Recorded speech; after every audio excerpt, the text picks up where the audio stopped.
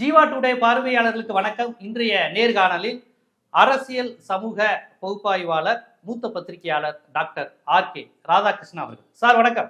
வணக்கம் ஜீவா. அதிமுக விஜய் கூட்டணிங்கிறது தொடர்ச்சியா பேசுறாங்க. அதுக்கான சாத்தியக்கூறுகள் அதிகரிச்சிருக்கா, இல்ல இப்ப நேற்று விஜய் பேசுனதுல இருந்து அது குறைஞ்சிருக்கு அப்படின்னு பாக்குறீங்களா, இல்ல இன்னும் அந்த வாய்ப்பை அப்படியே கேட்டு திறந்து வச்சிருக்காருன்னு பாக்குறீங்களா விஜய்? இல்ல, விஜய் பேச்சு ஒரு ஒரு அரசியல் தலைவர் பேசுகின்ற பேச்சாக நான் பார்க்கவில்லை. நேற்று கொஞ்சம் அந்த ஸ்பீச் ரைட்டர் யாராக இருந்தாலும் அவர்கள் தன்னுடைய வேலையை ஒழுங்காக செய்யவில்லை என்றுதான் என்னுடைய ஒரு அசஸ்மெண்டாக இருக்கிறது. ஃபர்ஸ்ட் ஸ்பீச் பாத்தீங்கன்னா விக்கிரவாண்டியில எழுதினா நம்மளுடைய ஐயனாதன் எழுதின ஸ்பீச் அவ்வளவு அழகான ஒரு ஸ்பீச்சாக இருந்தது. ஐயனாதன் சார் தான் அளித்தந்தாரா அப்படின்னு தான் நான் நினைக்கிறேன். சரி சரி. அவர்கிட்ட கேட்டப்ப ஆமா இல்லைங்கிற மாதிரி சொன்னாரு. நான் பெர்சனலா சும்மா கேட்டேன். அவரு ஆதரவு நிலையில இருந்துப்பே கேட்டேன். நம்ம பயன்படுத்திக்கணும், நம்ம விட்டுறக்கூடாது, பயன்படுத்திக்கணுங்கிற மாதிரி அவர் பேசினாரு. ஸ்கிரிப்ட் அவர் எழுதினாரான்னு எனக்கு இன்னும் தெரியல. ஆனா வாய்ப்பு இருக்கு. அந்த தமிழ் தேசியம், அந்த யானை இதெல்லாம் பார்க்கும்போது வாய்ப்பு இருக்கு, நானும் யூகிச்சேன். ஆமா, அது வேற யாருக்கும் அந்த அளவுக்கு தமிழகத்தினுடைய நுட்பங்கள், அதுவும் ஒரு தமிழ் தேசியத்தினுடைய கண்களில் இருந்து அந்த பார்வைகள் அதெல்லாம் அந்த அளவுக்கு வராதுன்றதுதான். அதனாலதான் நான் சொல்றேன், ஐநாதனுடைய ஸ்பீச்ன்றது அது நிச்சயமாக எல்லாத்தையுமே டச் பண்ண ஒரு ஸ்பீச்சா இருந்தது விக்ரவாண்டியில. அவ்வளவு அந்த அளவுக்கு ஒரு மிக மிக எனக்கே ரொம்ப வியப்பான ஒரு ஸ்பீச்சா இருந்தது. அந்த அளவுக்கு அவர் டெலிவரியும் சூப்பரா இருந்தது. ஆனா நேற்று பாருங்க, டெலிவரி ரொம்ப மோசமா இருந்தது. மறுபடியும் பாசிசம் பாயாசம் எல்லாம் பேசுறது அந்த அளவுக்கு அது அவர்களுடைய ஆடியன்ஸ் வேணும், அந்த 18-30 ஏஜ் குரூப்ல வேணும் ஓரளவுக்கு அது ரெசனன்ஸ் இருக்கலாமே தவிர, நிச்சயமாக ஒரு சீரியஸ் அரசியல் பார்வையாளரோ இல்லை என்றால் கூர்ந்து கவனிக்கின்ற நபர்களோ இல்லை என்றால் கட்சியினுடைய கேடர்களோ நிச்சயமாக அதை விரும்ப மாட்டார்கள் என்று நான் கருதுகிறேன். சீரியஸாக பேசியிருக்க வேண்டும். It was a serious stage. அதாவது இப்போ நீங்க அந்த விக்கிரவாண்டி கூட்டம் எடுத்தீங்கன்னா அது ரசிகரனுடைய ஒரு கூட்டமாக இருந்தது, மக்களுடைய ஒரு கூட்டமாக இருந்தது, அப்படி கூட எடுத்துக்கொள்ளலாம். அதே மாதிரி விரும்புவர்களுடைய ஒரு கூட்டமாக இருந்தது. அது நிச்சயமாக ஒரு கட்சியினுடைய கூட்டம் கிடையாது. இது முழுக்க முழுக்க ஒரு கட்சியினுடைய கூட்டம். அந்த கட்சியினுடைய கூட்டத்துல ரொம்ப கோரான அரசியல் விஷயங்களை பேச வேண்டிய ஒரு கூட்டமாக தான் நான் பார்க்கிறேன். அந்த கூட்டத்துல நீங்க மறுபடியும் ரிப்பீட்டு பண்ணும்போது, இல்லை என்றால் பல விஷயங்கள்ல தெளிவின்மை என்று நாம் பார்த்து கொண்டிருந்தோம். ஹிந்தி என்ற வார்த்தையை அவர் யூஸ் பண்ணவே இல்லை. அதுல கூட தெளிவில்லாத ஒரு நிலை தான் நாம் பார்த்து கொண்டிருந்தோம். அப்போ இந்த ஒரு தெளிவின்மை என்பது இது அந்த ஸ்பீச்ல மட்டும்தான் நிற்கிறதா, அவருடைய ஆக்ஷன்ல மட்டும்தான் நிற்கிறதா, இல்ல ஒரு கூட்டணி கூட ஃபர்ஸ்ட் எஸ்எஸ்ன்னு சொல்லிட்டு அப்புறம் நோ சொல்லிடுவாரா? இந்த விஷயங்கள் எல்லாம் நிச்சயமா அதிமுக நான் நினைக்கும் போது நிச்சயமாக அதிமுக நினைப்பார்கள் என்று நான் கருதுகிறேன். என்னை பொறுத்தவரை அதிமுக இப்போ ஒன்றும் செய்ய வேண்டிய அவசியம் கிடையாது. நான் 2-3 நேரத்துல பேசியிருக்கேன். பிப்ரவரி தான் ஆகுது.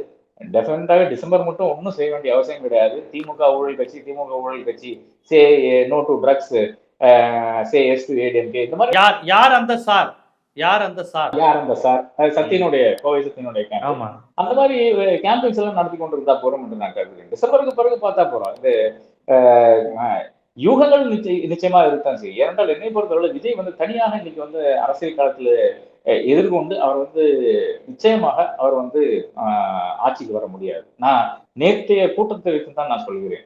நேற்றைய கூட நான் கேட்கிறேன், அது என்னங்க, அது என்ன கூட்டம், அதுன்னு ஃபர்ஸ்ட் அவர் விளக்க வேண்டும். இது ஜெனரல் கவுன்சிலா?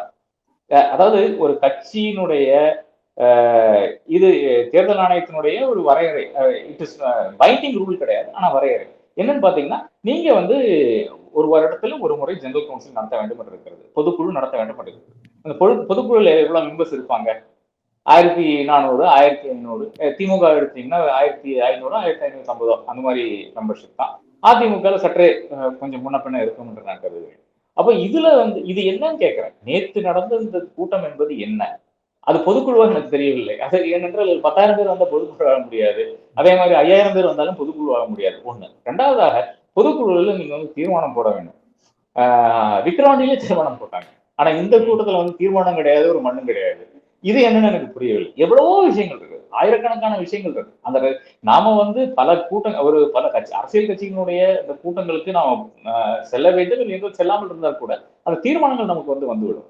என்ன தீர்மானங்கள் போட்டாங்க, என்ன தீர்மானம் எங்க இந்த கட்சி எப்படி பயணிக்கிறது, அதனுடைய கொள்கை என்னன்றது அந்த தீர்மானத்தில் நாம் படித்து விடலாம். நாம நிச்சயமா ஓரளவுக்கு யூகித்து விடலாம். அப்ப விக்கிரவாண்டியில் போட்ட தீர்மானங்கள் 27 தீர்மானம் நினைக்கிறேன். இங்க போட்ட தீர்மானங்களை எடுத்து பார்த்தோம்னா நிச்சயமாக நமக்கு ஒரு இந்த கட்சி எங்கே பயணித்துக் கொண்டிருக்கிறது, எந்த ஒரு வழியில் சென்று கொண்டிருக்கிறது நமக்கு தாராளமாக தெரியும். ஆனால் அதற்கு வாய்ப்பு இல்லாமல் போய்விட்டது. அப்போ ஒரு பொதுக்குழுவா இல்லையா, இதற்கு தெளிவு கிடையாது. பொதுக்குழு என்றால் அதுக்கு வந்து ஒரு தாலுகாவில் இருந்து ஒரு 5 பேர் வர வேண்டும். அதாவது இந்த தாலுகாவில் இருக்கின்ற அந்த பிரதிநிதி, கிராமத்தில் இருக்கின்ற பிரதிநிதி, அந்த மாதிரி ஒரு 5 பேர் வர வேண்டும். அதே மாதிரி பொதுக்குழுல வந்து என்ன பண்ணுவாங்கன்னு பாத்தீங்கன்னா, ஒரு சாதாரண மெம்பரை பேச வைப்பாங்க. திமுக இதுல பார்த்திருக்கோம், அதிமுகலையும் பார்த்திருக்கோம். ஒரு வட்ட செயலாளர் பேச வைப்பாங்க, மாவட்ட செயலாளர் பேச வைப்பாங்க. ரேண்டமா சூஸ் பண்ண நபர்களை கலைஞர் காலத்துல இருந்து அம்மா காலத்துல இருந்து பார்த்து கொண்டுதான் இருக்கிறோம். அப்போ இவர்கள் யாரும் பேசவில்லை. அப்ப இது என்னதுன்னே புரியல எனக்கு. இது வந்து ஒரு மாஸ் கேதரிங்கா, இல்ல இது வந்து பொதுக்குழுவா, இல்ல வேற ஏதாச்சியா, இதுக்கு ஒரு தெளிவே கிடையாது. அப்ப இப்படி இருக்கின்ற ஒரு கட்சி கூட இன்னைக்கு இருக்கின்ற நிலைமையில வந்து வேற யாருமே வந்து கிட்டே போக மாட்டாங்க. ஆமாங்க, டெஃபினட்டாக விஜய்க்கு பெரிய ஒரு மாஸ் சப்போர்ட் இருக்கிறது. அது 10% ஓட்டாக கூட இருக்கலாம், இல்லைன்னா அதுக்கு மேல கூட இருக்கலாம், அது தவறே கிடையாது. ஆனால் இப்படி ஒவ்வொரு இடத்துலையும் வந்து இந்த மாதிரியான விஷயங்கள் செய்யும் போது, அதாவது தெளிவின்மையினுடைய உச்சகட்டத்தில் நிற்கின்ற ஒரு கட்சி. இப்ப அடுத்ததாக பூத் லெவல் ஏஜென்ட்னுடைய மீட்டிங் போடுறேன்னு சொல்றாங்க. இந்த பூத் லெவல் ஏஜென்ட்ல எவ்வளவு ட்ராஜன் ஹார்ஸ் இருக்குன்னு இவருக்கு தெரியுமா? இந்த பூத் லெவல் ஏஜென்ட்ஸ் வந்து ஆரம்பிக்கும் போது அதுல பிரச்சனை என்னன்னு நான் சொல்றேன். இப்போ வந்து யூத் காங்கிரஸ்க்கு ஒரு தேர்தல் நடக்க போகுது. அந்த யூத் காங்கிரஸ்ல இருந்து அதுக்கு அதுல பெரிய கார்த்திக் சிதம்பரம் கூட ஒரு ட்வீட் வந்து போட்டிருக்காரு. அவர் ஏதோ என்டாஸ் பண்ணி போட்டிருக்காரு. அதாவது இது வந்து தேர்தல் வந்து ஒழுங்கான தேர்தல் கிடையாது, இதுல பாதி பேர் வந்து திமுக காரங்க என்றெல்லாம் இருக்கின்ற செய்திகள் வந்து வந்தவண்ணம் இருக்கிறது. எனக்கும் சில நண்பர்கள் வந்து அனுப்பி கொண்டிருக்கிறார்கள். இந்த மாதிரி இவர்கள்லாம் காங்கிரஸ்காரர்களே கிடையாது, இந்த காங்கிரஸ்காரர்களே இல்லாத ஒரு நபர்களை வந்து சில பேர் வந்து தலைமையில் சப்போர்ட் பண்றாங்க. அப்ப தலைமையில் இருக்கிற சில நபர்களே வந்து காங்கிரசினுடைய இல்ல திமுகவினுடைய ட்ராஜன் ஹவுசஸா, அவர்களுடைய பிளான்டா என்ற இந்த கேள்வி எல்லாம் வருகிறது. எங்க ஒரு காங்கிரஸ்லயே பண்ணும்போது வந்து விஜய் கட்சியில பண்ண மாட்டாங்களா? அப்போ இந்த பிஎல்ஏ ஆனாலும் சரி, அந்த மாதிரி விஷயங்கள் ஆனாலும் சரி, இந்த பூத் லெவல் ஏஜென்ட்ஸ்னுடைய மீட்டிங் என்பது நீங்க ஒவ்வொரு பூத்துக்கும் ஒரு 10 பேர் இருப்பாங்கன்னு வச்சுங்களேன். நீங்க ஒரு பூத்துக்கு ஒரு 10 பேர் வச்சிருக்கீங்கன்னா அந்த 66,000 இன்று 10 பேர்னு போத்தீங்கன்னா எங்க போகும்? 6 லட்சம் பேருடைய கூட்டம் நம்ம நடத்த முடியுமா? அது தேவையான்றது கேள்வி இருக்கு இல்லையா? நீங்க வந்து மாவட்ட வாரியாக, தாலுக்கு வாரியாக கூட நடத்தலாம். தாலுக்கு வாரியாக நடத்தினா 400 கூட்டங்கள், 500 கூட்டங்கள் நீங்க போக வேண்டிய இருக்கும். அப்ப அந்த 400 கூட்டங்கள், 500 கூட்டங்கள் நீங்க போனாலே போதும். தமிழ்நாட்டுல வந்து அடுத்த முதல்வரே நீங்க தான், நான் இன்னைக்கே அடிச்சு சொல்றேன். ஆனா அதற்கு இந்த பேஷன்ஸ் வந்து நிச்சயமாக விஜய் கிட்ட காணவில்லை. அப்ப எல்லாத்துலயுமே ஒரு தெளிவின்மை தான் நான் கண்டு கொண்டிருக்கிறேன். அது 2வது கூட்டம் என்பது என்னை பொறுத்தவரை ஏமாற்றம் தருகிறது. இப்ப எனக்கே ஏமாற்றம் தரும்போது நிச்சயமாக ஒரு அதிமுக எல்லாம் நிச்சயமாக அவர் கிட்டேயே வந்து அந்த பக்கம் தலையே வச்சு படுக்காது. சரி பார்த்துக்கலாம், போக போக என்ன ஆக போகுது இந்த கட்சி, அதன் பிறகு வந்து பார்த்துக்கலாம் என்ற ஒரு அடிப்படையில் தான் அவர்கள் இந்த கூட்டணி பேச்சை அணுகுவார்கள் என்று நான் கருதுகிறேன். 45 சீட்டுன்னு ஒரு பேச்சு அடிபடுதே சார், ஒரு 4 நாளா 45 சீட்டு வரையும் ஓகே அப்படின்னு எடப்பாடி நினைச்சு, எடப்பாடி வந்து சரி 45 சீட்டு கன்ஃபார்மா கொடுத்துக்கலாம், ஒன்றும் பிரச்சனை இல்லை அப்படின்னு எடப்பாடி சொன்னதான் ஒரு பேச்சு 4 நாள் அடிபடுது. அது ஆதவ அர்ஜுனாவும் நேற்று சொன்னாரு, கவனிச்சிருப்பீங்கன்னு நினைக்கிறேன். சும்மா அந்த 45 சீட்டு அப்படிங்கிற மாதிரி சொல்றாரு. 45 அவருக்கு யாரு சொன்னா, அப்படி ஒரு பேச்சு அடிபடுது. அவரும் 45 கரெக்டா அந்த ஃபிகரை சொல்றாரு. இல்ல அதுல உள்ள பல பிரச்சனைகள் இருக்கு. அதாவது அங்க ஒரு பெரிய ஒரு போர் நடந்துட்டு இருக்குது. ஆதவ் ஒரு சைட்ல அவர் வந்து பிரசாந்த் கிஷோர் உள்ள வைத்து போட்டிருக்காரு, அது ஒரு கோஷ்டி. இந்த பக்கம் வந்து ஜானும் புஷியும் ஒரு கோஷ்டி. என்னை பொறுத்தவரை புஷியை வந்து நீங்க முதலமைச்சர் பேசா வச்சுக்கலாம், பாண்டிச்சேரியில வச்சுக்கலாம். அதை தாண்டி இருக்கின்ற ஒரு கேப்பபிலிட்டியோ இல்லை என்றால் ஒரு ரெகக்னிஷனோ வந்து புஷி அந்த கிடையாது. ஜானை பொறுத்தவரை ஜான் பல இடங்கள்ல இருந்திருக்காரு, பல இடங்கள்ல ஹெல்ப் பண்ணியிருக்காரு. சித்தாராமையனோட இந்த கேம்பெயின்ல, முன்னத்த கேம்பெயின்ல அவர் தோத்து விட்டார், அந்த கேம்பெயின்ல அவர் இருந்திருக்காரு. ராம்தாஸினுடைய அன்புமணியினுடைய கேம்பெயின்ல இருந்திருக்காரு, அன்புமணி ஆகைனான் என்ற 2016 கேம்பெயின்ல இருந்திருக்காரு, பல இடங்கள்ல இருந்திருக்கிறாரு. அது எக்ஸ்பீரியன்ஸ் ஹேண்ட் தான். பட் என்னை பொறுத்தவரை வந்து அவங்க 2 பேர் ஒரு சைட்ல இருக்காங்க, இவங்க 2 பேர் இன்னொரு சைட்ல இருக்காங்க. ஆனால் பிரசாந்த் கிஷோர் நான் வந்து இந்த இதுல கோஷ்டி கும்பல் எல்லாம் கிடையாதுன்ற ஒரு ஒரு ஒரு தோற்றத்துல வந்து அவர் வந்து மேல நிற்கிற மாதிரி அவர் வந்து காமித்து கொண்டிருக்கிறார். பிரசாந்த் கிஷோருக்கும் இன்னைக்கு பெரிய நெருக்கடி. ஏனென்றால் அங்க ஒண்ணுமே போனி ஆகல. பீகார்ல வந்து 2 வருட காலம் வந்து கிராமமா போய் ஏறி இறங்கி கடைசியில ஒரு தேர்தலில் நின்ன போது அங்க முக்காவாசி இடங்கள்ல வந்து கம்ப்ளீட்டாக இது டெபாசிட் இழந்து விட்டார். ஒரே ஒரு இடத்துல தான் நினைக்கிறேன் டெபாசிட் வாங்கியிருக்கிறார். அப்ப அவருக்கும் ரொம்ப ஒரு முக்கியமான ஒரு தருணமாக இருக்கிறது. அப்ப இந்த தருணத்தை அவர் வந்து எப்படி கிராஸ் பண்ணுகிறார் இந்த விஷயம்தான் அவரை பொறுத்தவரை இருக்கிறது. அப்ப இங்க ரெலவன்ஸ் தானே. இப்போ விஜய் என்பது விஜயனுடைய அந்த மாநாட்டை வந்து அட்லீஸ்ட்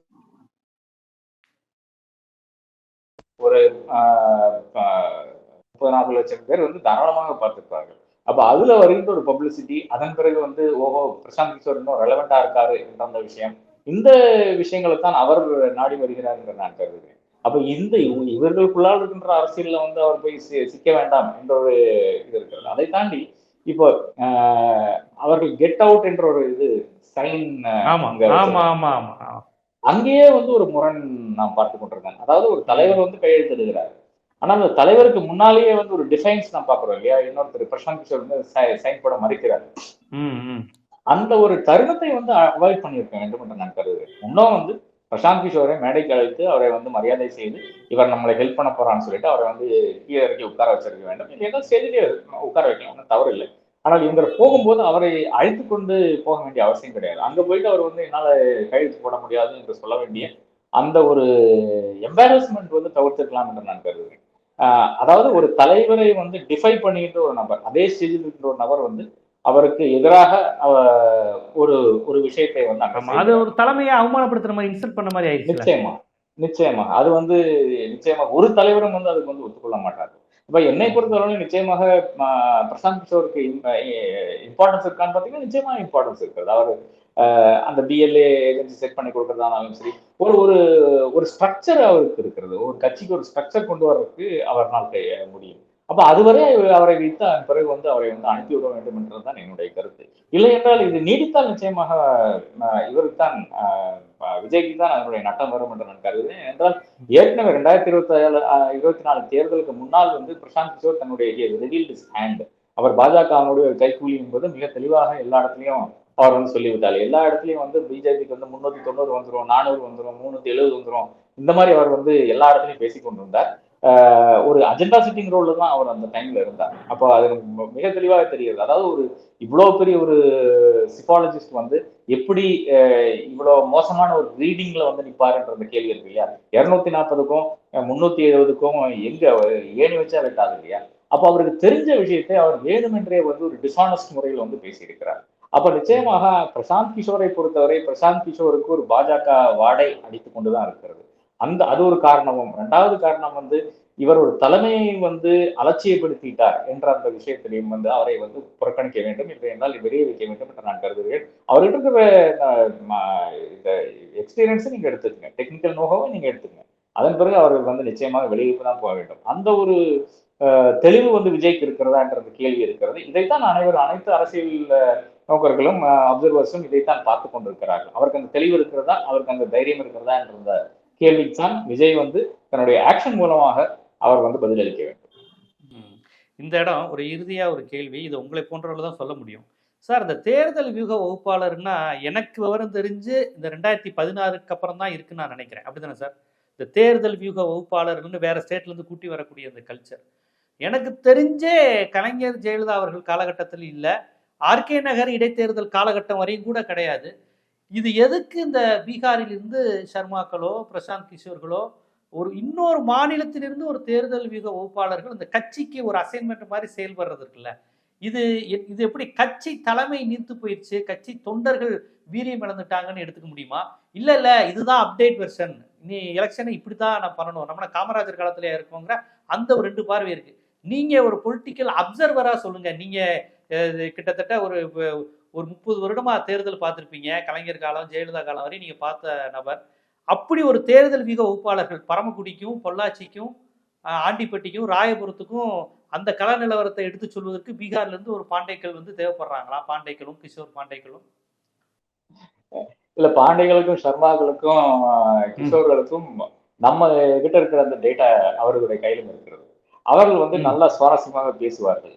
அவர்கள் வந்து தாராளமாக அவர்களுக்கு இந்த எக்ஸ்பீரியன்ஸ் இருக்கிறது. இதே மாதிரி சிபாலஜி இல்லை என்றால் இந்த பொலிட்டிக்கல் அனலிஸ்ட் அந்த ரோல் வந்து பல இடங்கள்ல இப்ப வந்திருக்கிறது. அதாவது இப்ப அமெரிக்காவில் இருக்கிற நபர்கள் வந்து லாட்டின் அமெரிக்கால சென்று ஐரோப்பால சென்றெல்லாம் வேலை செய்திருக்கிறார்கள். எலெக்ஷன் வந்து ஜெயிப்பதற்காக. அது முக்கியமா எப்படின்னு பாத்தீங்கன்னா இந்த மீடியா மேனிபுலேஷன், அதாவது சோசியல் மீடியாவினுடைய யுகத்தில் வந்து இது முக்கியமான ஒரு ஓகே விஷயமாக ஓகே. மாறிவிட்டது.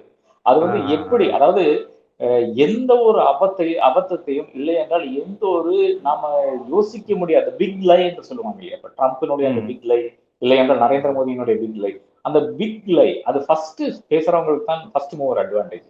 அப்போ அது என்னவாக இருக்க வேண்டும் என்ற விஷயம்தான். இப்போ புல்வாமால இருந்து ஆரம்பித்துக் கொண்டு நாம் பார்த்தோம்னா பல இடங்களில் நமக்கு தென்படுறது என்னன்னு பாத்தீங்கன்னா இந்த பொலிட்டிக்கல் ஸ்ட்ராட்டஜிஸ்டினுடைய அந்த ஒரு தாக்கம் தான் நமக்கு பல இடங்களில் தேவைப்படுது. ஆனால் இது ஒரு அரசியல் தலைவர் செய்ய முடியுமான்னு பாத்தீங்கன்னா 100% செய்யலாம். கலைஞர் செய்திருக்கிறார்.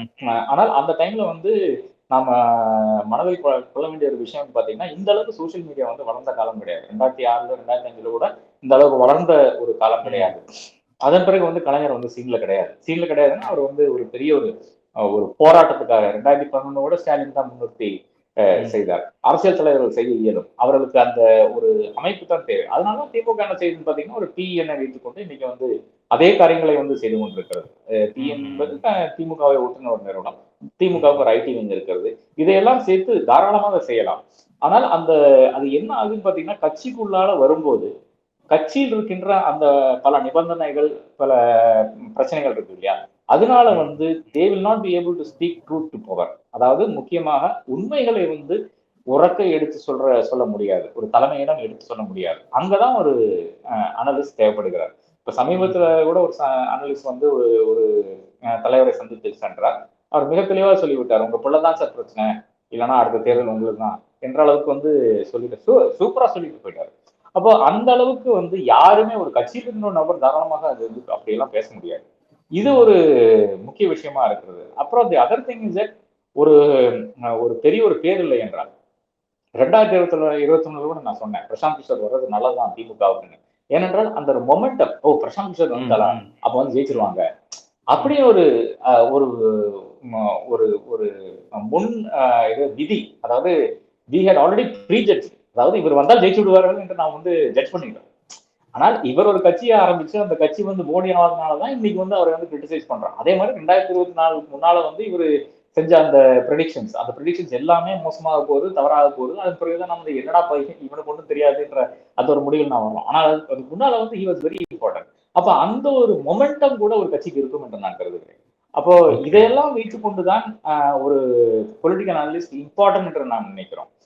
என்னை பொறுத்தவரை இப்ப என்னுடைய கரியர் முடியும் போது கூட நான் ஒரு பொலிட்டிக்கல் அனலிஸ்ட் கூட மாறலாம் இல்லையா, இன்னொரு 3 வருஷம் இப்பயே இல்ல. நான் உங்களை போன்றவர்கள் மைண்ட்ல வச்சுதான் கேட்கிறேன். இப்ப நான் என்னுடைய அனுபவத்துல உங்கள்கிட்ட பழகினது வரைக்கும் எனக்கு தெரிஞ்சு நீங்க மேற்கு மண்டல அரசு நம்ம 2021 எலெக்ஷன் முழுக்க உங்களோட நான் நேர்காணல் டிராவல் பண்ணியிருக்கேன். உங்களுக்கு நினைவு இருக்கும், 2016 இது.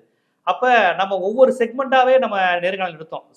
அப்ப நான் உங்கள்கிட்ட தலைப்பே சொல்ல மாட்டேன், தலைப்பு சொல்லாம தான் உங்கள்கிட்ட எடுப்பேன். டக்குன்னு தஞ்சாவூர் நிலவரம் என்ன, ஷானவாஸ் நாகப்பட்டினத்துல என்ன நிலவரத்துல இருக்காரு கேட்கிறப்ப நீங்க ஒவ்வொன்றையுமே அனலைஸ் பண்ணி சொல்லுவீங்க.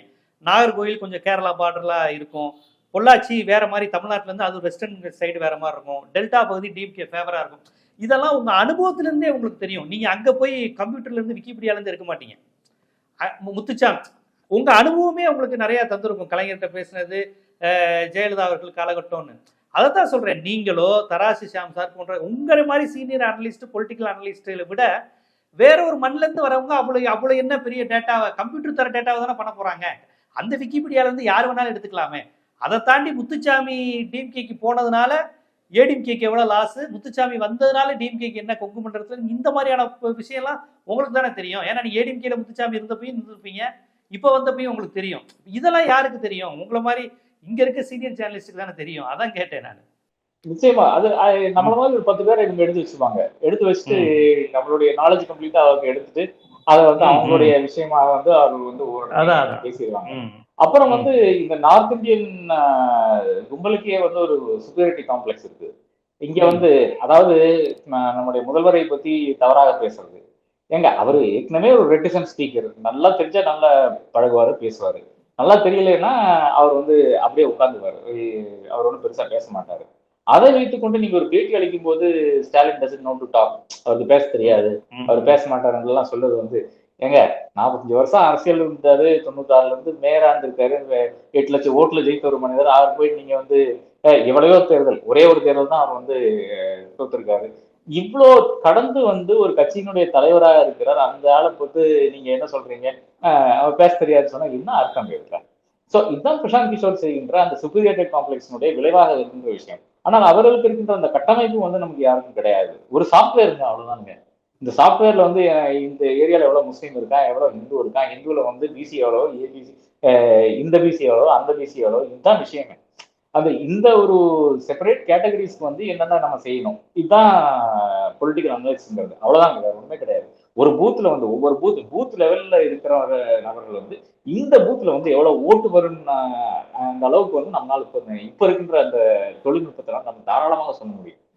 இந்த பூத்ல வந்து யாருக்கு ஓட்டு போடுவான்னு கூட நமக்கு சொல்ல முடியும். அதுல ஒரு ஏறத்தாழ ஒரு ஒரு பூத்ல வந்து ஒரு 1000 ஓட்டு இருக்குன்னு வச்சுங்களேன். அந்த 1000 ஓட்டுல ஏறத்தாழ 600 ஓட்டு வந்து ப்ரீ டிசைட் ஓட்டு, ஏற்கனவே டிசைட் பண்ண ஓட்டு தான். அவன் எங்க ஓட்டு போடான்னு நமக்கு மிக தெளிவாக தெரியும். அதை தாண்டி இருக்கின்ற அந்த 400 ஓட்டுல தான் இந்த பக்கம் அந்த பக்கம் மாறுறதே வரும். இப்ப தமிழ்நாட்டு மட்டும் கிடையாது, எல்லா இடத்துலயும் இதுதான் விஷயமா இருக்கிறது. ஒரு பாஜக ஆதரவாளர் வந்து நிச்சயமாக வேற யாருக்குமே ஓட்டு போட மாட்டாரு. இன்னொரு கட்சி வந்து நின்னா கூட, ஒரு கூட்டணியில் இருக்கிற கட்சி நின்னா கூட, ஒருவேளை அவன் வந்து பூத்துக்கே போகாம இருப்பான். இல்லைன்னா போயிட்டு தலையெழுத்தேன்னு போயிட்டு அந்த ஒரு கட்சிக்கு வந்து ஓட்டு போட வரோம், இல்லைன்னா இண்டிபெண்டன்ட் ஓட்டு போட்டு போயிடுவான். இதுதான் இந்த நிலைமையா இருக்கு. இது மிக தெளிவா அனைவருக்கும் தெரிஞ்ச விஷயம் தான். கொஞ்சம் டைம் எடுக்குது. நம்ம இது வந்து செட் பண்ணி வர்றதுக்கு கொஞ்சம் டைம் எடுக்குமே தவிர நிச்சயமாக நம்ம எல்லாரும் செய்யக்கூடிய ஒரு விஷயம் தான். ரிட்டையர்மெண்ட்டுக்கு அப்புறம் பார்ப்போம். கண்டிப்பா நமக்கு மக்களுக்கு நுட்பமாகவும் சரியாகவும் துல்லியமாகவும் செய்தி போகணும். எந்த ஒரு மயக்கங்களும் இருக்கக்கூடாதுல்ல, அதுக்காண்டி சொன்னேன். சும்மா வட இந்தியாக்காரரு பேருக்கு பின்னாடி பாண்டியன் இருக்கு, வெள்ளையா இருக்காரு அப்படிங்கிற இந்த மயக்கங்களையே திருப்பி திருப்பி இங்க செயல்படுறாங்களோங்கிற ஆதங்கம் எனக்கு தனிப்பட்ட முறையில் இருந்தது. அது அது பாண்டேன் இல்லை, சர்மாவா இருந்தாலும் சரிதான், இல்லை யாரா இருந்தாலும் சரிதான். அந்த அடிப்படையில் தான் சொன்னேன். எனக்கு இப்போ பர்டிகுலரா நான் பிகே யாருன்னே நமக்கு எந்த பிரச்சனையும் கிடையாது. தனிப்பட்ட முறையில் நான் கேட்டேன். அதான் இந்த அமித்ஷாவினுடைய வருகை, ஸ்டாலினுடைய அசைன்மெண்ட், ஸ்டாலினுடைய திட்டமிடலுக்கு அமித்ஷா தன்னுடைய அஜெண்டாவையே மாற்றி கொண்டது, இந்த ராஜ்யசபா சீட்டு, விஜயனுடைய பேச்சு, இதையெல்லாம் எப்படி புரிந்து கொள்ள வேண்டும்ங்கிறத ஒரு பொலிட்டிக்கல் அப்சர்வராகவும் சீனியர் ஜேர்னலிஸ்டாகவும் ரொம்ப விரிவாகவே நம்ம மக்களுக்கு எடுத்து வச்சிங்க. மிக்க நன்றி. வணக்கம்.